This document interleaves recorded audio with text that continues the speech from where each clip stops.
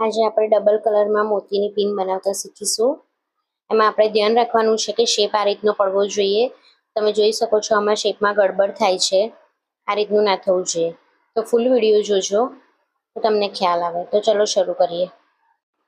તો પહેલાં આપણે દોરામાં ગાંઠ લગાવીને પછી સેફ્ટી પિનમાં ગાંઠ લગાવીને ટાઈટ કરી દઈશું.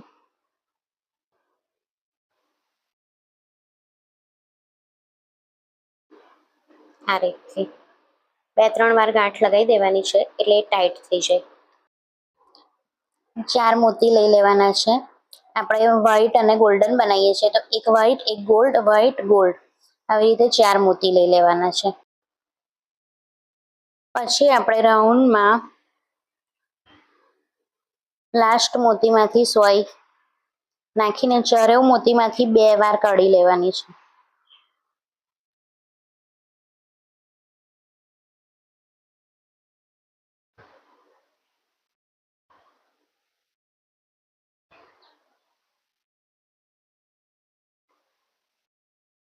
આ રીતથી તમે 2 વાર કાઢશો ને એટલે એ ટાઈટ થઈ જશે.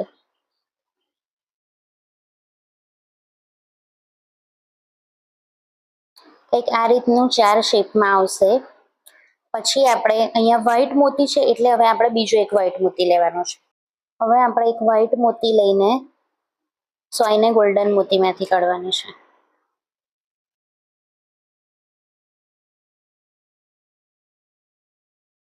પછી એક ગોલ્ડન મોતી લઈ લેવાનો છે, એને વ્હાઈટ મોતીમાંથી કાઢવાની છે.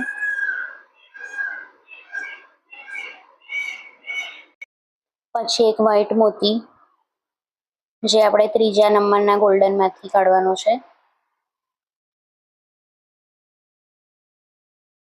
પછી એક ગોલ્ડન મોતી લેવાનો છે. હવે આપણે ધ્યાન રાખવાનું છે, આ વ્હાઈટ એ મોતી છે જે આપણે લાસ્ટ સોય કાઢી હતી. આ મોતી છોડી દેવાનો છે અને હવે ઉપરના મોતીમાં સોય નાખવાની છે એટલે આપણો શેપ આવવાનો ચાલુ થઈ જશે. હવે એક વ્હાઈટ મોતી લઈશું, એ આપણે નીચેના ગોલ્ડન ઉપરના ગોલ્ડન મોતીમાંથી કાઢીશું સોય. આવી રીતે આપણે એક વ્હાઈટ, એક ગોલ્ડન એવી રીતે રાઉન્ડમાં કરતું જવાનું છે, એક એક મોતી છોડીને.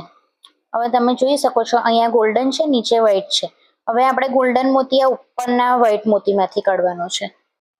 નીચેનો એક એક મોતી છોડતું જવાનું છે અને ઉપરના મોતીમાંથી એક વ્હાઈટ અને એક ગોલ્ડ એવી રીતે સોય કાઢતી જવાની છે. એટલે આપણે હવે એક વ્હાઈટ ઉપરના ગોલ્ડમાંથી. શરૂઆતમાં થોડું તમને લૂઝ લાગશે અને શેપ બી નહીં દેખાય. જેમ જેમ તમે આગળ કરતા જશો એમ શેપ બી આવતો જશે અને ટાઈટ થતું જશે. એક ગોલ્ડન. તમે જોઈ શકો છો શેપ આવવા લાગ્યો છે. હવે આપણે છેક સુધી કન્ટિન્યુઅસ વ્હાઈટ એન્ડ ગોલ્ડ એવી રીતે કરતું જવાનું છે.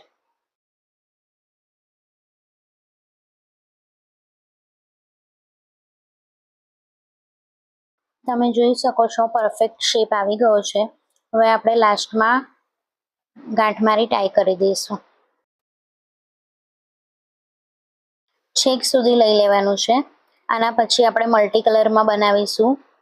તો વિડીયોને લાઈક કરવાનું ભૂલતા નહીં ને ચેનલ સબસ્ક્રાઈબ કરી દેજો.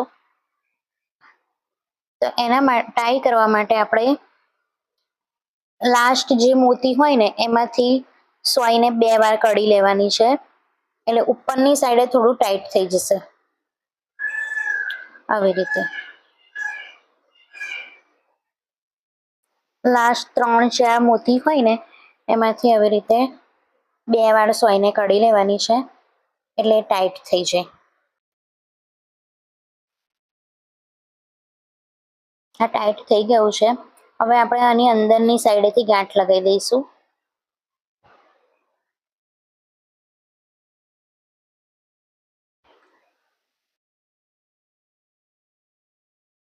આ રીતથી આવી 3-4 ગાંઠ લગાવી દેવાની છે. તો આપણી પિન બનીને રેડી છે. શેપ બી તમે જોઈ શકો છો એકદમ પરફેક્ટ છે. તો હવે નેક્સ્ટ વિડીયોમાં આપણે મલ્ટી બનાવીશું.